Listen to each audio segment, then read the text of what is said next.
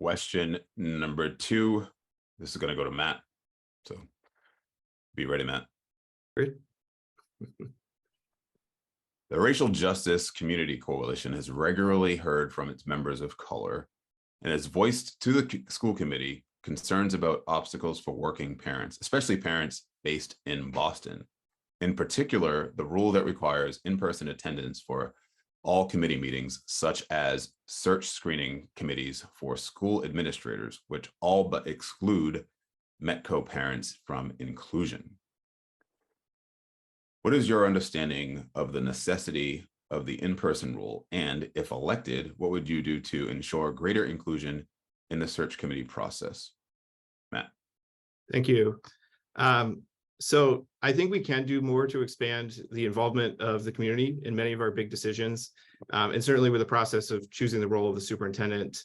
In my experience as a member of the board of directors for the Community Action Agency of Somerville, we've extensively used remote meetings since the pandemic to increase our flexibility and increase access. Our board is actually made up of 1/3 of members from the low-income community that we serve in Somerville. And this group of board members has traditionally been the hardest to fully engage in board activities.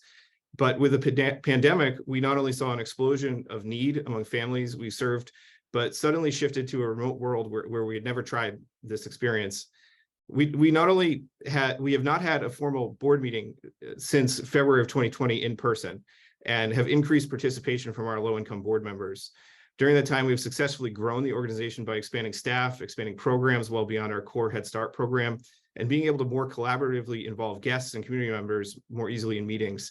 Our meetings are open to the public, and sometimes community members even join. And we've also still dealt with deeply sensitive topics with discretion and care.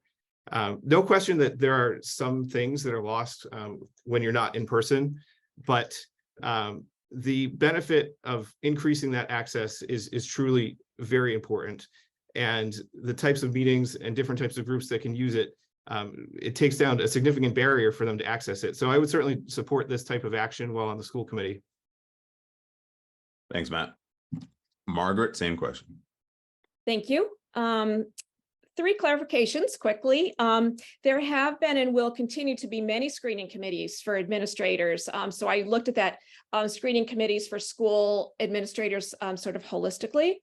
So for district leadership positions like assistant superintendents and principals, screenings and interviews are generally held after the school day to accommodate applicants and the district reps who lead or sit on the interview team. And for the superintendent, the screening committee and school committee meetings are generally held in the evening. So I just wanted to clarify that. Also, parents of color include METCO parents as well as resident parents, of course. And METCO parents could be coming from homes in Boston or from workplaces in and around Melrose or other areas, and resident parents could be coming from the same area. So I'm wondering if it might be more about where they travel to on the way home versus where they're coming from, and making any presumptions, because we don't want to do that. Separately, and in addition, there was a thoughtful discussion by the school committee on September 26th relative to this topic, and I'd certainly encourage anyone who's interested to watch that.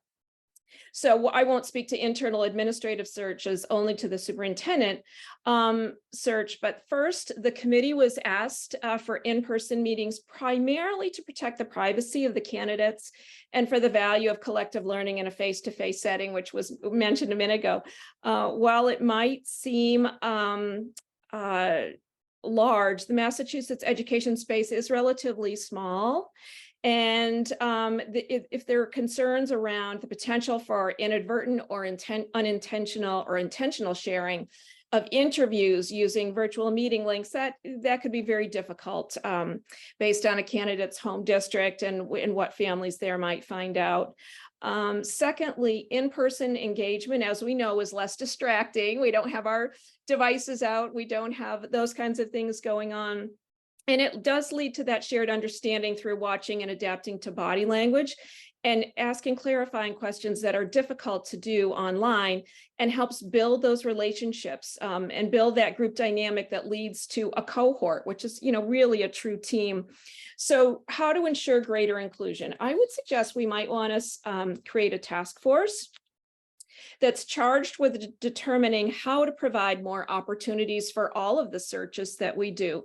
So some things they could explore would be, what are the barriers to in-person meetings? Is it the time of day, including those who do shift work? If there are folks who work, 11 to 7, do they have equitable access also? Is it location, those living in Boston or Melrose and traveling from another place? Another exploration would be, what meeting delivery method would provide the most equitable access? Can the search process be split up? Sorry, Jay. Thanks, Margaret. Oh, thanks, Corey. Yep, bye. Thank you. David, same question. Yep, thank you. So I've worked in the hybrid environment for over 20 years now, and I think we have an opportunity here to look at things a little differently. I think that there are things that are best done in person, and that's sort of a core team where you do need certain sensitive things that have to be sort of in just in the room. But I also think that there's opportunities here for extended teams as well, and that's something that I use pretty regularly in my work, because I work with people around the world, and I'm not traveling all around the world. So that's just the reality of my life. And I think it's the reality of a lot of people's lives who may not be able to come to Melrose, or may not have the ability to be in a meeting at 5 in the afternoon or 7 in the evening or so on. And so I tend to look at this as how we can split the and broaden the team, core and extended team. And for that extended team, offering that remote or hybrid option.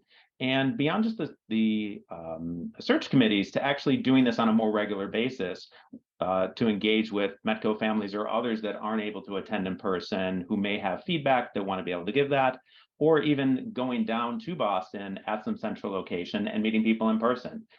Just because we're in Melrose, some of our students are not, and families are not, I think we as public servants have an obligation to meet them in their place as well. So that's my position there. Thank you. Thank you, David.